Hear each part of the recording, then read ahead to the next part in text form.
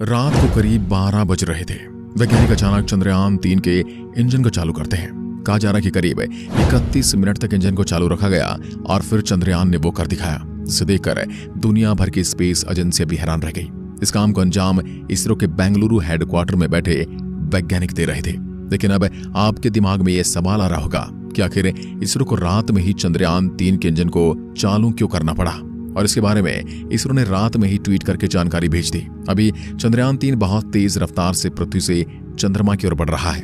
दोस्तों, जब से चंद्रयान-3 पृथ्वी से अपनी मंजिल की ओर निकला है, तब से लोगों के मन में सवाल है कि आखिर कब वहां जाकर ये मुसाफिर जानकारी और तस्वीरें भेजने वाला है। लेकिन अभी इसने क्या खुशखबरी दी है, और साथ ही आपको ये भी बताएंगे कि ये अभी पृथ्वी से कितने किलोमीटर दूर चला गया है और चांद की कक्षा में कब तक पहुंच जाएगा। चलिए इस वीडियो में आपको पूरा डिटेल में इसके बारे में जानकारी देते हैं। आप देख रहे हैं फ्यूचर साइंस यूट्यूब चैनल। दोस्तों, इस बात को तो आप जानते हैं कि चंद्रयान-3 को 14 जुलाई के दिन इसरो का रॉकेट पृथ्वी से लेकर निकला था। इस रॉकेट का काम इसे केवल पृथ्वी की कक्षा में पहुंचाना था। उसके बाद इस रॉकेट का मलबा नीचे गिर गया। 14 तारीख से लेकर अब तक पृथ्वी की कक्षा में ही राउंड चक्कर लगा रहा है। 15 जुलाई के दिन इसने पृथ्वी के चारों ओर पहला राउंड पूरा किया था, क्योंकि जैसे कि मैंने पहले ही आपको बताया कि कोई भी अंतरिक्ष यान को डायरेक्ट सीधा नहीं भेजा जाता है, बल्कि उसे पहले पृथ्वी के चारों ओर राउंड घुमाया जाता है और फिर धीरे धीरे अंडाकार राउंड में वह पृथ्वी से दूर जाता है,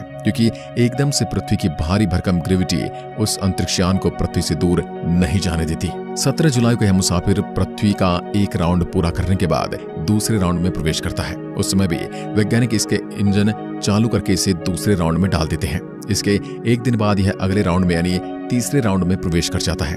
20 जुलाई का दिन भी वैज्ञानिकों के लिए बहुत खास होता है, क्योंकि इस दिन भी वैज्ञानिक इस इंजन को चालू करके चौथी कक्षा में से डाल देते हैं। यहां तक यह मशीन वैज्ञानिकों के प्लान के मुताबिक बिल्कुल सही काम कर रही है। फिर 25 जुलाई के दिन ये पृथ्वी के 5वें राउंड में पहुंच जाता है। अब यह पृथ्वी का लास्ट राउंड था। 25 जुलाई के बाद वैज्ञानिकों का इंतजार था 1 अगस्त का। ये इंतजार भी खत्म हो गया। 14 तारीख से लेकर 31 जुलाई तक चंद्रयान-3 ने पृथ्वी के चारों ओर पूरे 5 राउंड कर लिए हैं। अब चंद्रयान बिल्कुल सही सलामत पृथ्वी के 5 राउंड पूरा करके तैयार हो गया था पृथ्वी की ग्रेविटी को छोड़ने के लिए। कोई भी अंतरिक्ष यान को पृथ्वी की भारी ग्रेविटी से निकलने के लिए इसके इंजन को चालू करना पड़ता है। फिर वैज्ञानिकों का इंतजार था 31 जुलाई और 1 अगस्त की मध्य रात्रि का। रात में करीब 12 बजे वैज्ञानिक इसके इंजन को ऑन कर देते हैं। जैसे चंद्रयान पृथ्वी से 236 किलोमीटर की दूरी पर पहुंचता है, तो वैज्ञानिकों ने स्पेसक्राफ्ट में लगे थ्रस्टर्स में फायरिंग की। इस पूरी प्रक्रिया को विज्ञान की भाषा में ट्रांस लूनर इंजेक्शन कहा जाता है। इस पूरे प्रोसेस में करीब आधे घंटे का समय लगा था। वैज्ञानिकों की टीम पूरी तरह से चौकस थी और आधे घंटे बाद ही चंद्रयान ने इतिहास रच दिया। चंद्रयान ने वो कर दिखाया जिसके बारे में इसरो को पूरी उम्मीद थी। ये भी एक प्रकार से चंद्रयान-3 के लिए किसी अग्नि परीक्षा से कम नहीं थी। जब पूरी दुनिया सो रही थी, उस समय इसरो इतिहास लिख रहा था। यानी रात को ही चंद्रयान ने इतिहास रचते हुए पृथ्वी के गुरुत्वाकर्षण को छोड़कर पृथ्वी और चांद के बीच वाले रास्ते की तरफ मुंह मोड़ लिया था, जहां अब उसे एक भयानक अंतरिक्ष में एक लंबी दूरी तय करनी है। चांद तक पहुंचने के लिए आज अब चंद्रयान पृथ्वी और चंद्रमा के बीच के हाईवे के ऊपर चल रहा है। लेकिन दोस्तों, यह पृथ्वी का गुरुत्वाकर्षण छोड़ता है, उस समय इसकी स्पीड बहुत ज्यादा तेज रखनी पड़ती है। जब यह हमारी पृथ्वी के वातावरण से बाहर निकला था, उस समय इसको 1 सेकंड के अंदर 11 किलोमीटर की स्पीड हासिल करनी पड़ती है। इतनी स्पीड हासिल करने के लिए इसरो वैज्ञानिकों ने बाहुबली रॉकेट का प्रयोग किया था।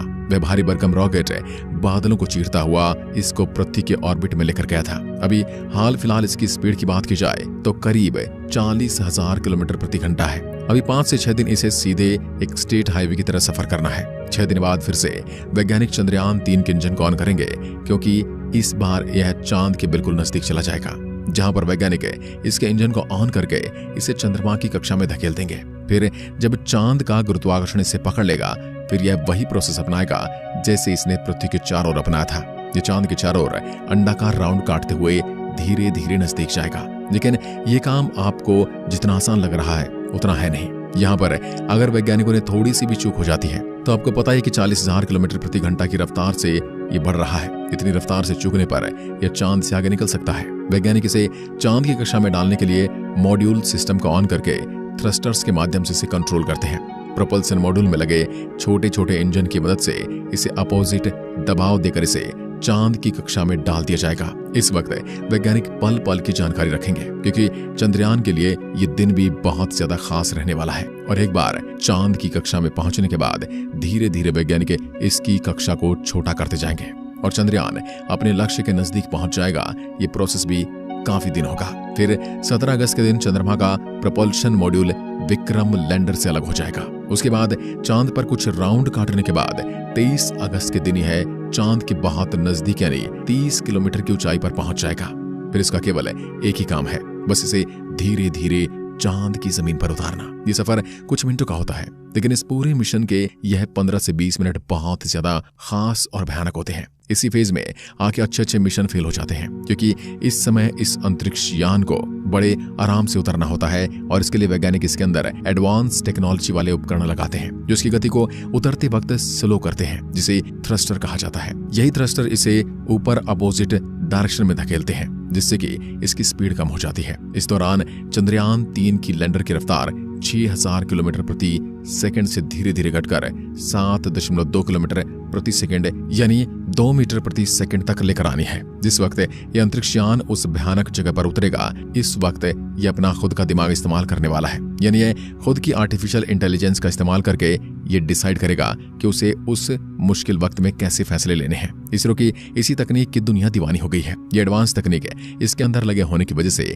वैज्ञानिकों को इतनी ज्यादा टेंशन नहीं है, क्योंकि यह रोबोटिक माइंड से मुश्किल परिस्थिति में बिल्कुल भी विचलित नहीं होने वाला। इसरो के वैज्ञानिकों ने तकनीक इसलिए लगाई क्योंकि वहां पर सेकंडों का खेल होता है। अगर उसे पृथ्वी पर बैठे कमांड देंगे तो कमांड को पहुंचने में टाइम लग जाता है। इतने टाइम में तो चंद्रयान के साथ कुछ भी हो सकता है। इसलिए जब यह चंद्रमा पर लैंडिंग करेगा तो खुद के बलबूते पर ही लैंडिंग करेगा, और एक बार से सही लैंडिंग कर गया तो इंडिया का नाम पूरी दुनिया में हो जाएगा।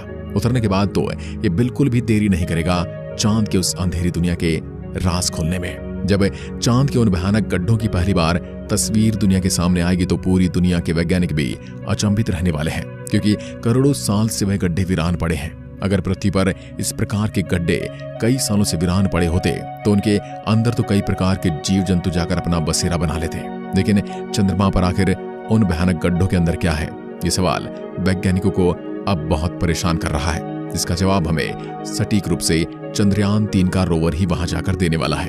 इस रोवर को चांद की उस उबड़-खाबड़ जमीन पर चलने में भी परेशानी आने वाली है।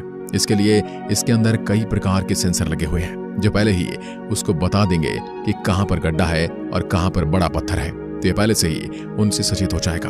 हालांकि पहले से ही वैज्ञानिकों ने इसके लक्ष्य को सेट कर रखा है, यानी कि इसको वहां जाकर सबसे पहले किस बात के ऊपर रिसर्च करना है। और इस बार वैज्ञानिकों ने खासकर इसके अंदर एडवांस उपकरण लगाए ताकि किसी भी हालत में इसके साथ कोई अनहोनी घटना न घटे। वैज्ञानिकों ने 3-4 साल जी जान लगाकर मेहनत से इसे चांद पर भेजा है। किसी भी दूसरी दुनिया में अंतरिक्ष यान भेजना कोई आसान काम नहीं है। इसके लिए सैकड़ों वैज्ञानिकों की रात दिन की मेहनत पीछे लगी होती है। कई अथक प्रयास किए जाते हैं, उसकी सैकड़ों बार टेस्टिंग होती है, उसके बाद ही उसे दूसरी दुनिया में उतरने के लिए रवाना किया जाता है। दोस्तों, उम्मीद करते हैं कि चंद्रयान 3 जरूर चांद की जमीन पर उतर जाएगा और वहां की रहस्यमय दुनिया की जानकारी पहली बार हमारे पास आएगी। बाकी आप चंद्रयान 3 को लेकर क्या सोचते हैं, हमें कमेंट के माध्यम से जरूर बताएं।